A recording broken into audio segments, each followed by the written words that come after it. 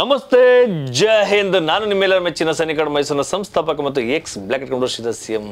ಬಹಳ ದಿನಗಳ ನಂತರ ನಿಮಗೆ ವಿಡಿಯೋ ಕೊಡ್ತಾ ಇರೋಂಥದ್ದು ನಿಮಗೆಲ್ಲ ಗೊತ್ತಿದೆ. ಏನೇನೋ ಸಮಸ್ಯೆಗಳಾಗ್ತಾ ಇದೆ ಅಂತೇಳಿ.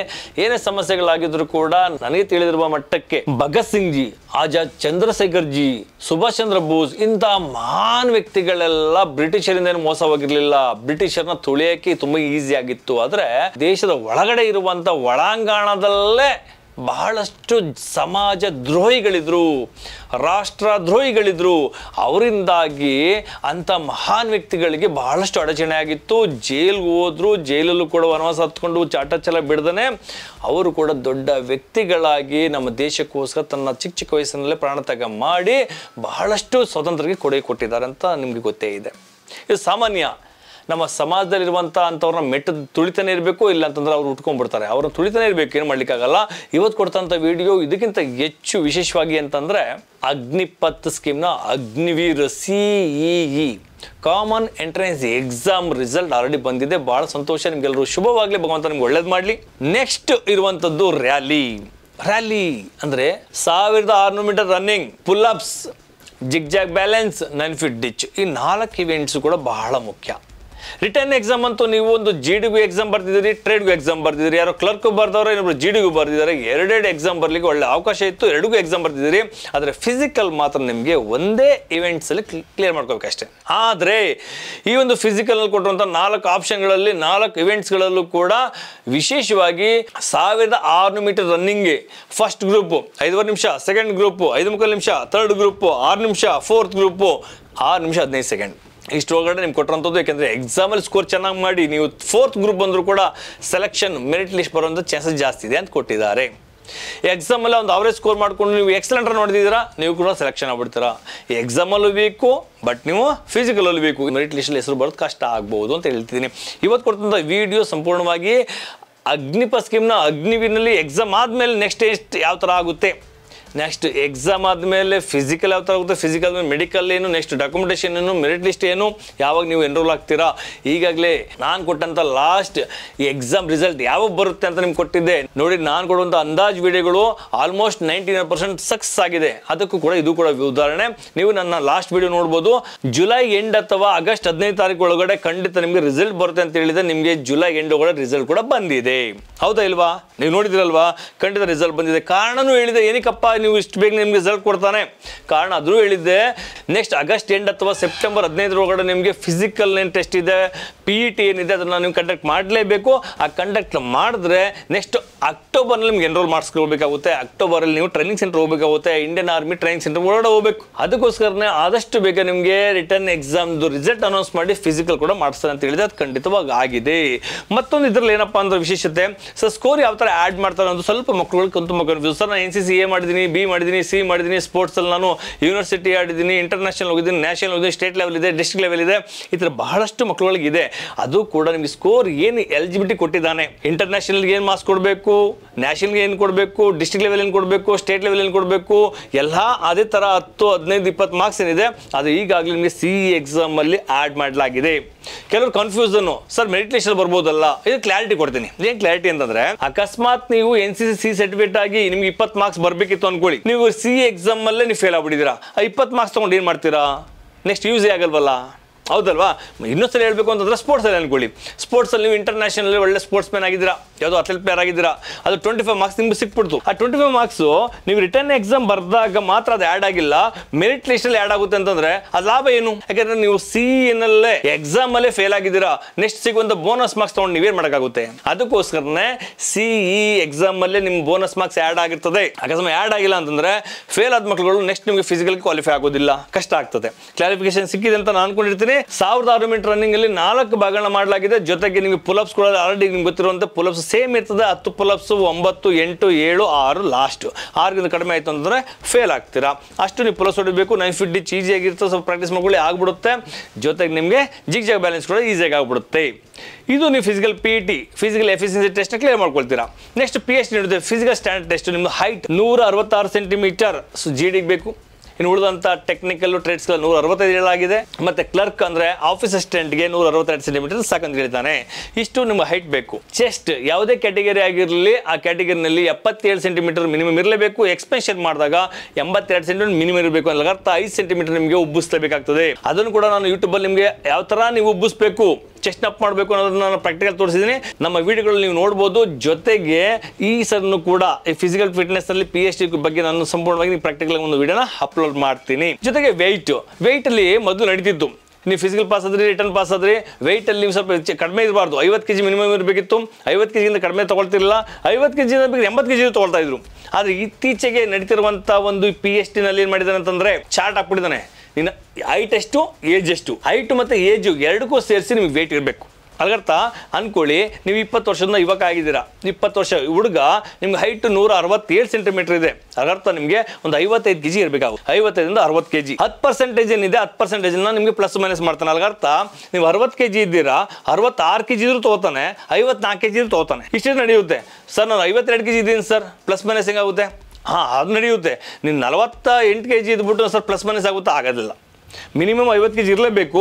ಅದ್ರ ಮೇಲೆ ನಿಮಗೆ 10% ಅಲ್ಲಿ ನಿಮಗೆ ವೆಯ್ಟ್ನ ರೆಡ್ಯೂಸ್ ಅಥವಾ ಇನ್ಕ್ರೀಸ್ ಮಾಡಲಿಕ್ಕೆ ಅವಕಾಶಗಳು ಇರ್ತದೆ. ಓವರ್ ವೆಯ್ಟ್ 10% ನಿಮಗೆ ಪ್ಲಸ್ ಮೈನಸ್ ಕೊಟ್ಟಿದ್ರು ಕೂಡ ಅದಕ್ಕಿಂತ ಜಾಸ್ತಿ ವೆಯ್ಟ್ ಇತ್ತು ಅಂತಂದ್ರೆ ತೆಗೆಯುವಂಥ ಚಾನ್ಸಸ್ ಇರುತ್ತೆ. ಒಬ್ಬ ಕ್ಯಾಂಡಿಡೇಟ್ ಅಕಸ್ಮಾತ್ ಒಂದು 80 kg ತೂಗ ಇರ್ತಾನೆ ಅನ್ಕೊಳ್ಳಿ, ಅವನಿಗೆ ಅಥರೈಸ್ ಇರೋದು ಒಂದು 66 kg ಅಥರೈಸ್ ಇರುತ್ತೆ. ಪ್ಲಸ್ ಮೈನಸ್ ಮಾಡಿದಾಗ ಇನ್ನೊಂದು 6 kg ಪ್ಲಸ್ ಆಗ್ಬೋದು, ಮೈನಸ್ ಆಗ್ಬೋದು. ಪ್ಲಸ್ ಆಗಿರ್ತದೆ ಅನ್ಕೊಳ್ಳಿ, ಒಂದು 5 kg ಅಲ್ಲ 6 kg 7 kg ಅನ್ಕೊಳ್ಳಿ. ಅದರಲ್ಲಿ 73 kg ವೆಯ್ಟ್ ಆಯಿತು, ಇನ್ನು 7 kg ಜಾಸ್ತಿ ಆಗ್ಬಿಟ್ಟಿದ್ದಾನೆ. ಏನು ಮಾಡೋದು ಈಗ? ಓವರ್ ವೆಯ್ಟ್ ತೆಗೆಯುವಂಥ ಚಾನ್ಸಸ್ ಇರ್ತದೆ. ನೀವು ಫಿಸಿಕಲ್ ಒಳ್ಳೆ ಫಿಟ್ನೆಸ್ ಇದ್ರಿ, ರನ್ನಿಂಗ್ ಅಲ್ಲಿ ಎಕ್ಸಲೆಂಟು, ರಿಟರ್ನ್ ಅಲ್ಲಿ ಒಳ್ಳೆ ಸ್ಕೋರ್ ಮಾಡಿದ್ದೀರಾ, ಚೆಸ್ಟ್ ಚೆನ್ನಾಗಿದೆ, ಹೈಟ್ ಓಕೆ, ಬಟ್ ವೆಯ್ಟ್ ಎಲ್ಲ ಇದು ಸಮಸ್ಯೆ ಆಗ್ತಾ ಇದೆ. ಈ ಥರನೂ ಕೂಡ ನಿಮ್ಗೆ ತೆಗಿಬೋದು. ಅದಕ್ಕೋಸ್ಕರ ನೀವು ವೆಯ್ಟ್ ಕೂಡ ರಿಡ್ಯೂಸ್ ಮಾಡ್ಕೊಳ್ಳಿ. ಇಷ್ಟು PhD ನಡೆಯುತ್ತೆ. PhD ಅಲ್ಲಿ 3 ಇಂಪಾರ್ಟೆಂಟು. ಅದು ಬಿಟ್ಟರೆ ಮೆಡಿಕಲ್ ಬಗ್ಗೆ ನಾನು ವಿಡಿಯೋ ಆಲ್ರೆಡಿ ಅಪ್ಲೋಡ್ ಮಾಡಿದ್ದೀನಿ. ವಿಡಿಯೋ ನೋಡ್ಬೋದು, ಲಕ್ಷಾಂತರ ಜನಗಳು ನೋಡಿದ್ದಾರೆ. ಕಾಲು ಪಾದದಿಂದ ಹಿಡಿದು ತಲೆ ಕೂದಲುಗಳು ಪೂರ ಚೆಕ್ ಮಾಡ್ತಾರೆ.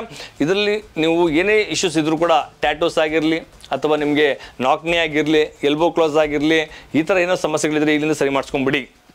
Sir varicose problem, yes varicose problem ಕೂಡ ಸಮಸ್ಯೆನೇ. ಅದಕ್ಕೋಸ್ಕರ ಅದು ಕೂಡ ಕ್ಲಿಯರ್ ಮಾಡ್ಕೊಳ್ಳಿ. ಫೈಲ್ಸ್ ಸಮಸ್ಯೆ, ಫೈಲ್ಸ್ ಇದ್ರು ಕೂಡ ಈಗ ಆಯುರ್ವೇದಿಕ ಅಥವಾ ನೋಡಿ ಅದನ್ನು ಡಾಕ್ಟರ್ ಹತ್ರ ಒಂದು ಅಡ್ವೈಸ್ ತೊಗೊಂಡು ಸರಿ ಮಾಡಿಸ್ಕೊಳ್ಳಿ. ಈ ಥರ ಹಲವಾರು ಸಮಸ್ಯೆಗಳಿಗೆ ನೀವೇ ದಾರಿ ಹುಡುಕೊಬೇಕಷ್ಟೇ. ನಮ್ಮ ಸೈನಿಕ ಮೈಸೂರಿನಲ್ಲಿ ಈಗಾಗಲೇ ಕೋಚಿಂಗ್ ನಡೀತಾ ಇದೆ ಫಿಸಿಕಲ್ ಫಿಟ್ನೆಸ್. ಅದು SSC ಆಗಿರಲಿ ಅಥವಾ ಇಂಡಿಯನ್ ಆರ್ಮಿ ಆಗಿರಲಿ ಅಥವಾ ಕೋಸ್ಟ್ ಗಾರ್ಡ್ ಆಗಿರಲಿ ಅಥವಾ ಯಾವುದೇ ಆಗಿರಲಿ, ಫಿಸಿಕಲ್ ಫಿಟ್ನೆಸ್ ಅಂದ್ರೆ ನಮ್ಮ ಸೈನಿಕ ಮೈಸೂರು ನಂಬರ್ 1. ಫಿಸಿಕಲ್ ಫಿಟ್ನೆಸ್ ಅಲ್ಲಿ ಯಾವಾಗಲೂ ಕೂಡ ನಮ್ಮ ಮಕ್ಕಳಿಗೆ ಡೇ ನೈಟ್ ತಯಾರು ಮಾಡ್ತಾ ಇರ್ತೀವಿ. ಮಾರ್ನಿಂಗ್ ಆಗಿರಲಿ, ಈವ್ನಿಂಗ್ ಆಗಿರಲಿ, ಡೇ ಆಗಿರಲಿ, ನೈಟ್ ಆಗಿರಲಿ, ಮಕ್ಕಳುಗಳು ತಯಾರು ಮಾಡ್ಕೊಳ್ತಾನೆ ಇರ್ತಾರೆ. ಬೆಸ್ಟ್ ರಿಸಲ್ಟ್ನ ಕೊಡ್ತಾನೆ ಇದ್ದೀವಿ. ಆಸಕ್ತ ಆಕಾಂಕ್ಷಿಗಳು ನನಗೆ ಅವಶ್ಯಕತೆ ಇದೆ ಸರ್, ಜಸ್ಟ್ ರನ್ನಿಂಗ್ ಮಾತ್ರ ಪಾಸ್ ಆಗ್ತೀನಿ, ಬಟ್ ಫಿಸಿಕಲಲ್ಲಿ ನಂಗೆ ಚೆಸ್ಟ್ ಕಡಿಮೆ ಇದೆ, ಖಂಡಿತ ಬನ್ನಿ ನಾವು ತಯಾರು ಮಾಡ್ತೀವಿ. ಸರ್ ನಾನು ರನ್ನಿಂಗ್ ವೀಕ್ ಇದ್ದೀನಿ ಸರ್, ಬನ್ನಿ ತಯಾರು ಮಾಡೋಣ. ಸರ್ ಪುಲಪ್ಸ್ ವೀಕ್ ಇದ್ದೀನಿ, ಬನ್ನಿ ತಯಾರು ಮಾಡೋಣ. ನಾವು 100% ನಿಮಗೆ ತಯಾರಿ ಮಾಡೋ ಜವಾಬ್ದಾರಿ ನಮ್ಮದು. ನೀವು ನಮ್ಮ ಸಹಕರಿಸಬೇಕಷ್ಟೇ. ಬಂದು ಜಾಯ್ನ್ ಆಗಿ ನೀವು ಉಜ್ವಲ ಪೊಸಿಷನ್ ರೂಪಿಸ್ಕೊಳ್ಳಿ. ನಮ್ಮ ಸೈನಿಕ ಮೈಸೂರು ಸದಾ ನಿಮ್ಮೊಂದಿಗಿರುತ್ತೆ. ಇನ್ನಷ್ಟು ಮಾಹಿತಿಗೆ ನಮ್ಮ ಸೈನಿಕ ಮೈಸೂರಿನ ಯೂಟ್ಯೂಬ್ ಚಾನಲ್ ನೋಡ್ತಾ ಇರಿ. ಥ್ಯಾಂಕ್ ಯು, ನಮಸ್ತೆ, ಜೈ ಹಿಂದ್.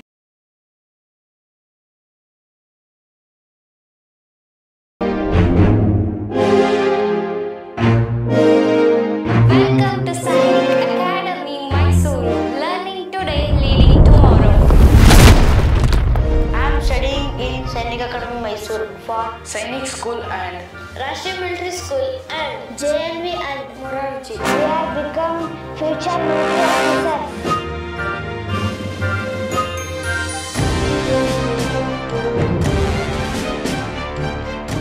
ನಮ್ಮ ಅಕಾಡೆಮಿಗೆ ಬರುವಂತ ಅಭ್ಯರ್ಥಿಗಳು ಭವಿಷ್ಯದ ಸೈನಿಕರಾಗುವ ಕನಸನ್ನ ಹೊತ್ತು ನಾನು ಸಾಧಕನಾಗಬೇಕು, ದೇಶ ಸೇವೆ, ತಾಯಿ ಭಾರತಾಂಬೆಯ ಸೇವೆ ಮಾಡಬೇಕು, ನಾನು ಒಬ್ಬ ಸೈನಿಕನಾಗಿ ಸರ್ಕಾರಿ ಉದ್ಯೋಗಿಯಾಗಿ ನನ್ನ ಕುಟುಂಬಕ್ಕೆ ಆರ್ಥಿಕ ಭದ್ರತೆಯನ್ನು ಒದಗಿಸುವುದರ ಜೊತೆಗೆ ಗೌರವವನ್ನು ಕೂಡ ದೊರಕಿಸಿಕೊಡಬೇಕೆಂಬ ಮನೋಭಾವದೊಂದಿಗೆ ನಮ್ಮ ಸಂಸ್ಥೆಗೆ ಬರುತ್ತಾರೆ. I am Sridhara CM, ex-Black Hat Commando and founder of Sainik Academy Mysuru. I have served 18 years in the Indian Army. ನನಗೆ ಭಾರತೀಯ ಸೇನೆ ಅಪಾರವಾದ ಅನುಭವವನ್ನು ಕೊಟ್ಟಿದೆ. ಈ ಅನುಭವದೊಂದಿಗೆ ದಕ್ಷಿಣ ಭಾರತದಲ್ಲಿ ಮೊಟ್ಟ ಮೊದಲ ಬಾರಿಗೆ ಸೈನಿಕ್ ಅಕಾಡೆಮಿ ಮೈಸೂರು ಎಂಬ ರೆಸಿಡೆನ್ಷಿಯಲ್ ಕೋಚಿಂಗ್ ಸೆಂಟರ್ನ ಸ್ಥಾಪನೆ ಮಾಡಿ ಇಲ್ಲಿವರೆಗೆ 361 ಆಕಾಂಕ್ಷಿಗಳು ಭಾರತಾಂಬೆ ಸೇವೆ ಸಲ್ಲಿಸುವಲ್ಲಿ ಯಶಸ್ವಿಯಾಗಿದ್ದಾರೆ.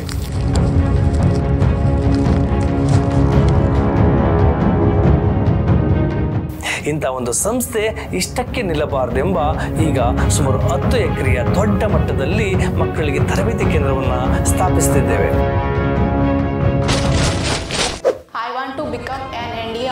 Sam. I want to become an Indian Navy officer. I want to become an Marcos. I want to become a paracommando. I want to become an Agniveer soldier. I want to become a NST Black Cat Commando. My vision for Sam is to create a transformational learning environment that not only focuses on academic excellence but also developing strong character and military discipline in our candidates.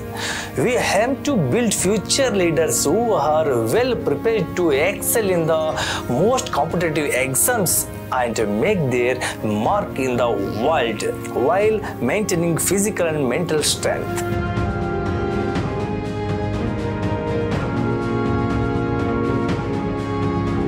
I had completed my NCC training, but I wasn't able to crack the CDS exam on my own.